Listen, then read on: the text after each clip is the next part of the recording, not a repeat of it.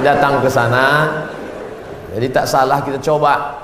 Kalau siang namanya Ustadz Saifullah, kalau malam namanya Ustadz Zafrullah, di masjid yang sama. Mana tahu kebetulan ke Pekanbaru malam, datang ke masjid yang sama, namanya Ustadz Zafrullah. Ada orang 7 tahun nikah tak punya anak, diruqyah sama Ustadz Zafrullah, punya anak. Pas ditanya kenapa, rupanya ada jin yang menghalangi pertemuan antara sperma dengan sel telur, dihalanginya sehingga tak jumpa. Jangan. Dibacakan usir. Kata Ustadz Saifullah, ada pula bencong LGBT di ruqyah sehat, ternyata yang masuk tuh jin bencong. Jadi saya tanya, Ustadz, jadi ada jin tuh bencong? Ada, kata dia. Itulah yang dimasuk ke dalam. Nah, itu. Ustadz, udah di ruqyah 2-3 kali tetap juga sakit. Berarti tidak. Pemarah. Laki saya ini pemarah, Ustadz. Sudah di ruqyah 5 kali tak juga hilang marahnya. Berarti tak salah jin. Memang dia pengamuk. Makanya kadang kita kasihan juga sama jin nih. Sikit-sikit salah dia. Sikit-sikit salah dia. Aku tak selamanya salah, kata jin. Ustaz, ayat yang dibacanya kan ayat kursi. Cobalah saya dengar yang dibacanya itu ayat kursi. Kenapa kita yang baca, kenapa jin itu tak keluar? Ini bukan masalah pistolnya, tapi man behind the gun. Orang yang punya pistol. Kita bacakan Allahu la ilaha illal qayyum la ta'khudhuhu sinatun wa la nawm lahu ma, tak mau dia keluar, malah ketawa jin. Ditanya, jin, kenapa kau tak mau keluar? Sesama hantu di dalam saling mengusir. Hantu ngusir hantu, mana mau? Yang membaca itu ulahnya 11-12 macam hantu. Apa hukum suami menyembunyikan uang gajinya? Kadang memberi istri sikit, padahal gajinya besar. Berapa tadi hak ibu? Ingat, berapa hak ibu tadi? Makan, pakai, tempat tinggal, pendidikan, perhatian. Kalau kurang, maka laki-laki ini dituntut di hadapan Allah Subhanahu wa taala. Hai laki-laki yang gajinya banyak tapi mengasihi bini sikit, maka ingat 5 ini mesti kau tunaikan. Alhamdulillah Ustaz Somad, dulu selama ini abang tu cuma 100.000 lah dikasihnya. Setelah mendengar ceramah Ustaz tadi malam, bertambah berapa? 110. Tambahlah. Nabi sedang duduk. Nabi duduk-duduk di bukit Sofa. Datang seorang perempuan namanya Hindun. Apa kata dia? Ya Rasulullah, inna Aba Sufyan rajulun sahih. Suamiku itu orangnya pelit. Boleh tak aku ambil duitnya untuk makan anak-anakku? Kata Nabi, ambillah. Itu dalil boleh mengambil duit laki yang pelit. Tapi kalau kurang, kalau udah cukup jangan ambil lagi. Saya tak tanggung jawab. Nanti dia ambilnya semua. Pas ditanya, kenapa kau ambil? Kata Ustaz Somad tadi malam. Misalnya standar di sini sebulan 3 juta. Laki cuman mengasih 1 juta. Maka ibu boleh ambil 2 lagi. Kenapa? Karena itu keperluan. Begitu dalam riwayat tentang Hindun mengadu Abu Sufyan rajulun syahid, pelit. Saya ingin bertanya Ustaz, bagaimana Islam memandang seorang yang mengagumi, mencintai pasangan orang lain?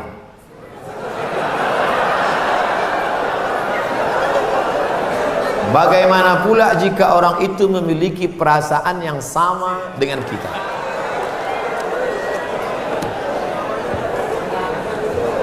Hidup ini ada pilihan, ada keterpaksaan. Hidup ini ada pilihan, ada keterpaksaan. Saya mau ceramah antara duduk dan berdiri. Pilihan atau keterpaksaan? Pilihan.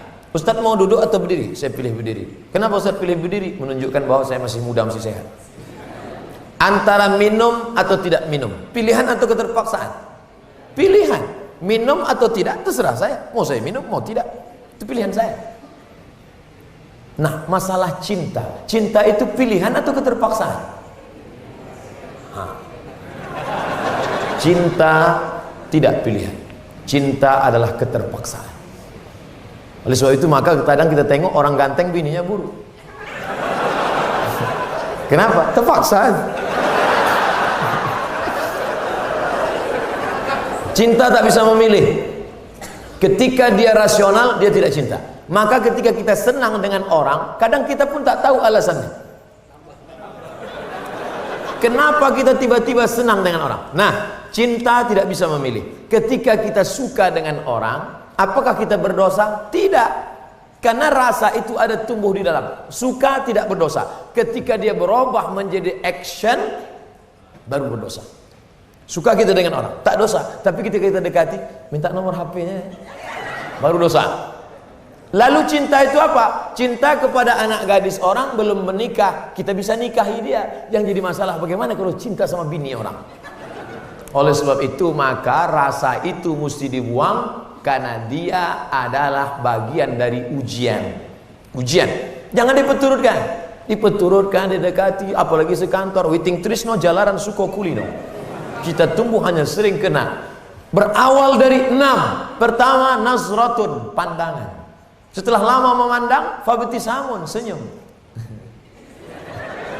Setelah senyum, fasalamun, selamat pagi, good morning. Setelah salam, fakalamun, kerja di mana? Di BP, sekantor ya.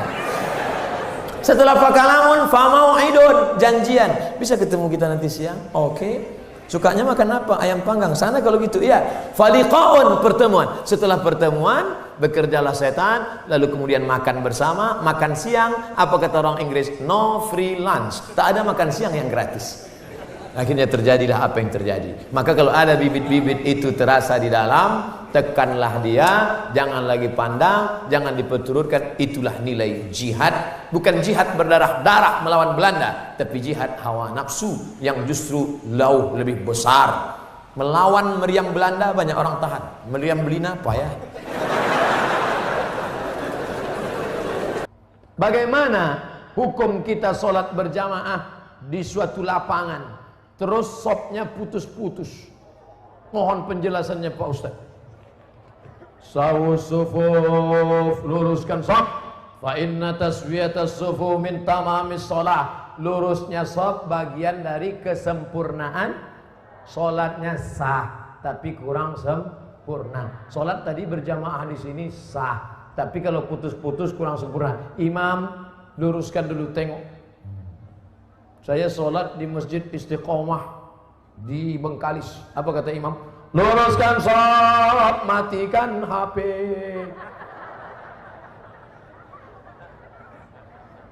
Ada pula di masjid lain, luruskan shaf, angkat kaki celana. Ada pula di masjid di Dumai lain lagi, luruskan shaf, simpan batu cincin. Saya tanya, Pak Imam, kenapa lain ini? Iya Pak Ustaz, batu cincin ini buat orang tak khusyuk. Waktu tasyahud tengok, sudah ada ini. Tapi tiga-tiganya sepakat bahwa luruskan shaf. Cara meluruskan shaf itu Pak Ustaz, ujung kaki di ujung tumit, ujung kaki di ujung shaf. Kiblatnya ke sana. Ini ujung sajadah, tumit. Nah, tumitnya yang rata. Takut pula terlentang. Tumit. Jadi yang rata itu tumitnya. Adapun ujung kakinya ya tergantung kaki masing-masing. Kalau kakinya panjang, panjang. Kalau pendek, pendek. Mangkibun bimangkibin. Bahu rapat dengan bahu. Bahu bersentuh dengan bahu. Bersentuh dengan bahu. Saya kalau bahu saya disentuh orang, saya tak. Cuman kalau kaki kadang disentuh, geli kita. Nah, jadi kalau ada kawan, kita senggol kakinya sekali, dia geser, jangan disenggol lagi. Nanti asik ngurus kaki. Saya khawatirnya dia preman baru tobat. Begitu kita dipijakkannya, gitu. Bertinju kita di masjid. Kalau sampai kita bertinju di masjid, nanti yang ketawa yang tak ke masjid. Kenapa orang itu bertinju di masjid? Gara-gara kaki. Untung kita tak ke masjid. Allah pak balak 6. Nah jadi bahu rapat dengan bahu, kaki rapat-rapat sedikit lah. Kalau dia risau atau usah tempel. Setelah itu barulah imam angkat takbiratul ihram. Allahu Akbar. Bagaimana hukum suntik rubella yang belum sertifikasi halal MUI. Sampai sekarang Majelis Ulama Indonesia tidak mengeluarkan sertifikat halal sampai hari ini. Itu yang disampaikan oleh Sekjen MUI, Wakasekjen MUI, Kiai Haji Dr. Kiai Tengku Zulkarnain. Oleh sebab itu kalau ada yang memakai itu alasannya karena darurat. Karena kata dia kalau tidak disuntikkan ini anaknya sakit cacat, mati. Kita kalau dipilih antara dua, mati atau makan babi, pilih mana? Makan babi. Tak boleh pilih mati. Masuk ke dalam hutan, pilihan cuma dua, mati sama makan babi. Kau pilih mati atau makan babi? Aku mati aja lah, tak boleh. Mesti makan babi. Ambil kecap, colek-colek babi itu.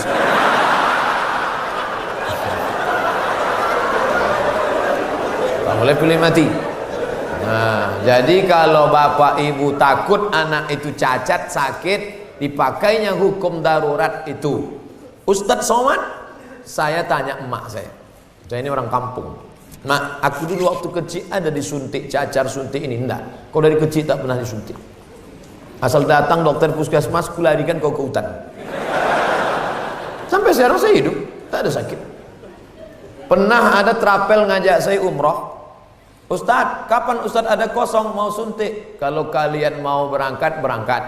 Tapi aku terus terang tak bisa suntik. Kalau tak dapat visa Pak Ustadz, saya tak berangkat.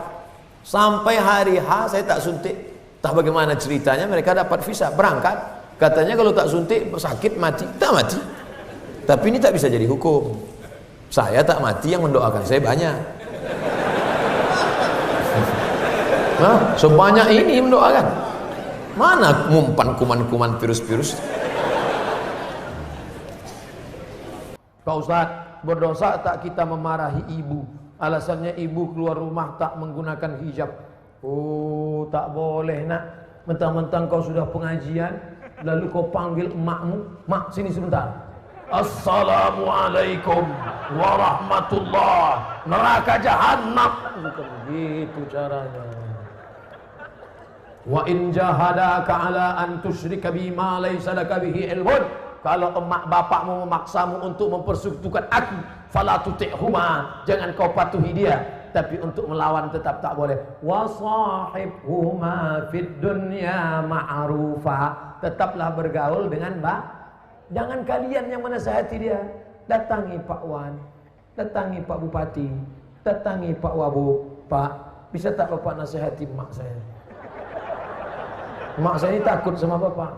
Nah, panggil Pak Bupati, Bu, sini. Ibu kenapa tak juga begitu? Iya Pak, insya Allah saya begitu. Gitu. Jadi mulutnya mulut mereka, pesannya dari kita. Jangan kita ngomong. Kita sebagai anak tidak pernah bersar di hadapan orang tua kita. Saya, Abdul Somad LCMA, penceramah, tapi di depan mak saya, alah kau udah kecil. Ibu tak pernah melihat anaknya itu besar. Anak itu tetaplah anak kecil yang dulu dia gendong-gendong. Maka pakai lidah orang lain. Cari tokoh-tokoh adat, tokoh lembaga adat Melayu, nenek mama, tokoh masyarakat. Datuk, bisa tak Datuk nasihati? Nenek, bisa tak nasihati emak saya belum berjilbab? Aku pun tak berjilbab juga. Apa hukum orang yang mampu beli mobil tapi minyaknya pakai subsidi premium? Ini nyindir saya nampaknya. Janganlah main sindir-sindir. Kalau mau turun saya baru tanya langsung. Berat menjawabnya ini. Kita bandingkan dengan negara lain, bagaimana harga minyak, bagaimana hebatnya negeri kita, gemah ripah, loh jenawi, tongkat dan batu jadi tanaman, untayan zamrud, katulistiwa di bawah minyak, di atas minyak. Bagaimana nasib saudara kita di Anambas yang begitu kaya dan hebat, tapi 24 jam saya di sana, HP saya tak berbunyi sama sekali. Nah, ini kan luar biasa. Oleh sebab itu pengaturan minyak, subsidi segala macam, mudah-mudahan ke depan pemerintah lebih baik insyaallah. Ini hak kita sebagai warga negara. Mestinya kita ini kalau dilihatlah minyak kita dengan gas kita, dengan batu bara kita, dengan negeri terkaya di dunia, tak ada apa-apanya Brunei Darussalam. Ustaz, apa hukumnya membawa HP ke toilet? Misalnya main game.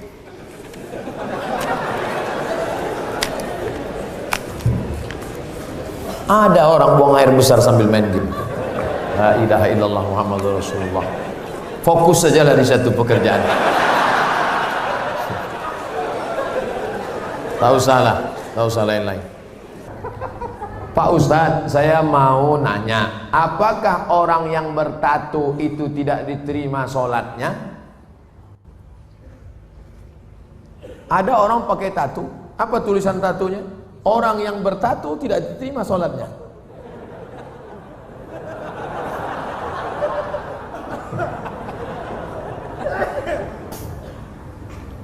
Tato adalah kahal. Kahal adalah celah yang dimasukkan ke dalam kulit dengan cara dilobangi, dimasukkan kahal. Itu tato zaman jadul. Tato zaman sekarang tato listrik, tato macam-macam jadi banget. Mantap, waktu masih muda tegap, gambar tatunya ular kobra. Setelah tua kena diabetes, mengkurut, cacing pita.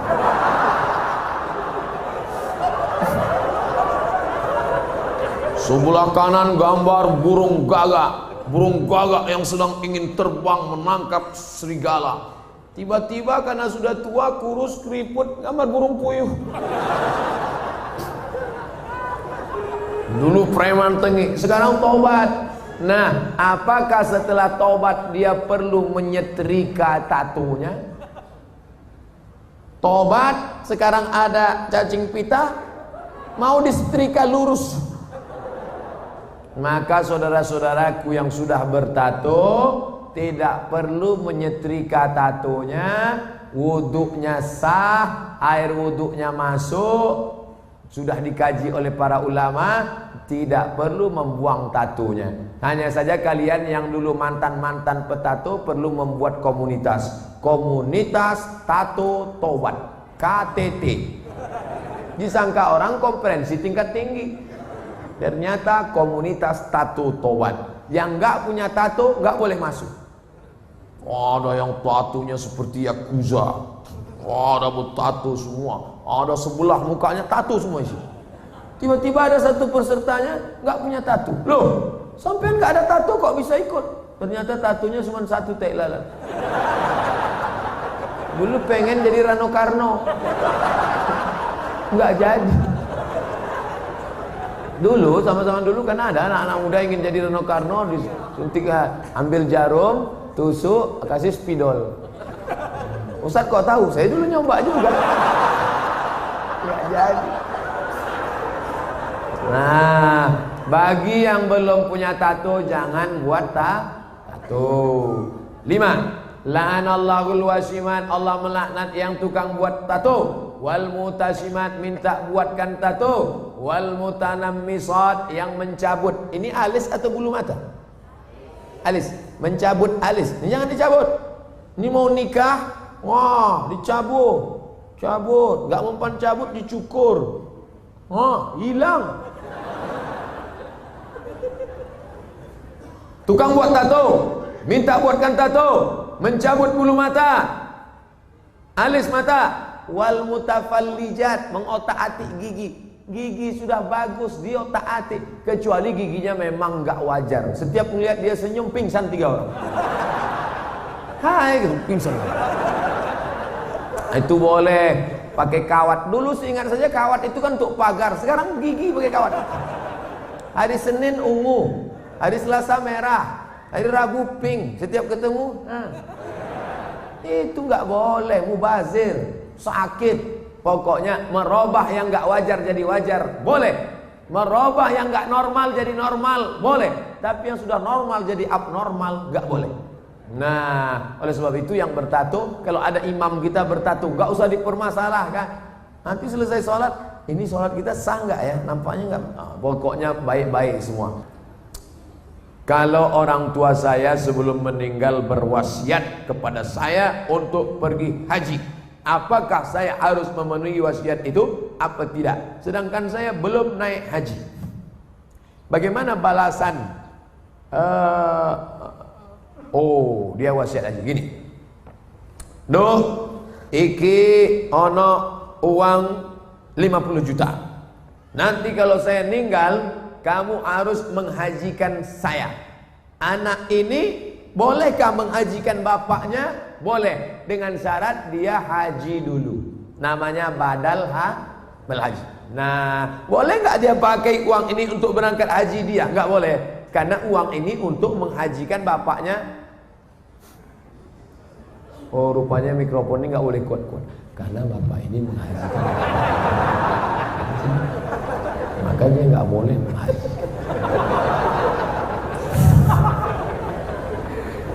Jadi dia harus haji dulu, baru dia bisa menghajikan bapaknya.